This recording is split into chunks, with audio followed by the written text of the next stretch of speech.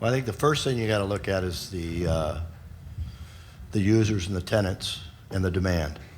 I think that's the driver. And one of the things you brought up was the clear height that's come out now that was brought up in the earlier discussion today about that being the new hot button is 36-foot clear versus 32. I think we've all gone from 30 to 32. And the cost differential today to go from 32 to 36 is roughly about $1.50 per square foot. So if you're going to build that building and spend that money for the extra clear height, it's going to affect your returns that you're going to get on your capital. Number two, you need to ask yourself, well, how many people out there are actually requesting these buildings of 36-foot clear? And why has this come up to be something that's the new hot thing to do? So we debated internally about the issue, and we came up with the answer that not enough user demand out there. If you're building buildings today, you should be building them for 90% of your market, not 10%.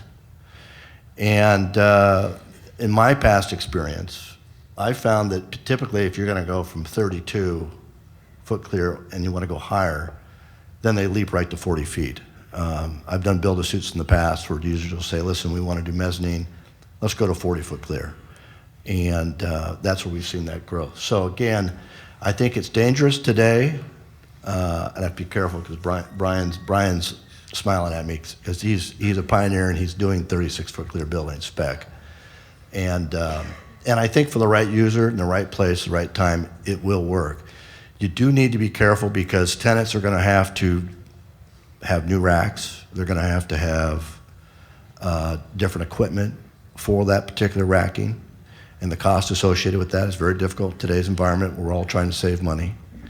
And then lastly, the bay spacing is going to be different in your buildings because if you want to go to 36-foot clear, then you're going to have to go to a bay spacing that is different than a 50 or a 52-foot bay space.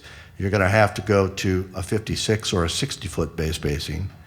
And if you do that, you risk the chance that if somebody does come along and wants 32-foot clear and doesn't use that extra cube space going up higher, he's going to have potentially larger aisles, which means he really gets more of an inefficient building because we all know that you should be backing your racks up to those column spaces.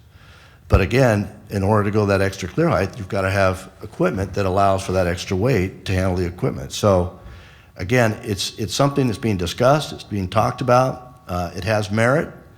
I just have not seen it yet come to fruition. And so today we're doing 32-foot clear, and that's kind of where we're at on it.